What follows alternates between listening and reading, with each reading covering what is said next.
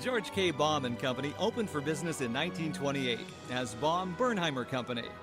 Early success was fueled by the nation's infrastructure needs. Baum underwrote municipal bonds to build modern cities, universities, public schools, and hospitals. Then, in 1952, George's son, G. Kenneth Baum, assumed leadership of the investment bank his father had built. When I think of Kenny Baum, I think I would use the word, he's an icon in the financial services industry.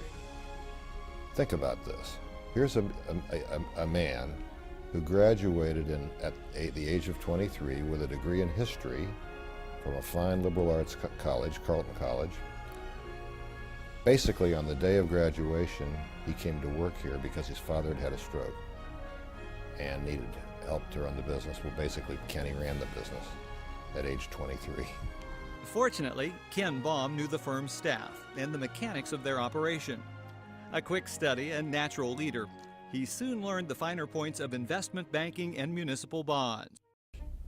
My dad came to George K. Baum and Company June of 1952, days after graduating from college, because my grandfather was ill. And he came to the company when there were only 17 people here, and he didn't know much about what that meant or where he was going to go, but he did it, and I think that took a lot of courage. In the early 1960s, Ken Baum saw a new opportunity and began underwriting corporate securities. One of the firm's first public offerings was for a growing private company called H&R Block.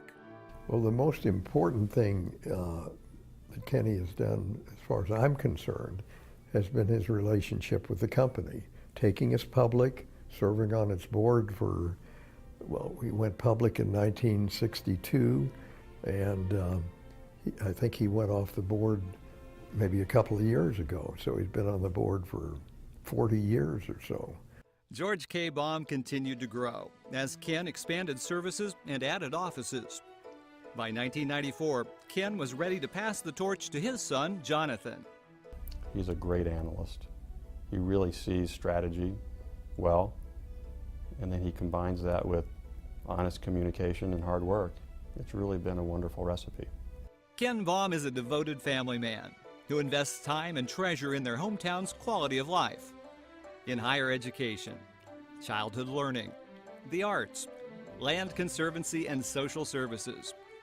Known for his sharp intellect, Ken's counsel benefits nonprofit businesses.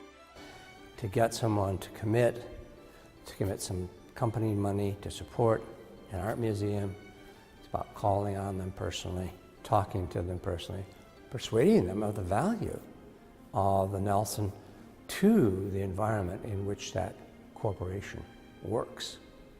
That's, say, Kansas City. So it is not easy. It is one by one. The other thing, working with Kenny, the audio guides was I think a great piece of work. We were able to send people all over the world, thanks to Kenny, to research all the best practices throughout the world. The best practices in terms of approach of visitors, script, delivery, mixing in different voices, music, equipment, hardware. That's why our project, our audio guides are really great quality. Family has always been Ken Baum's #1 priority. The interests they share are widely varied and often involve the great outdoors, from hiking to riding horses and bicycles, in the mountains, Martha's Vineyard, or on his Johnson County farm. Kenny believes that preserving green space, preserving unique natural areas is a very important thing to do.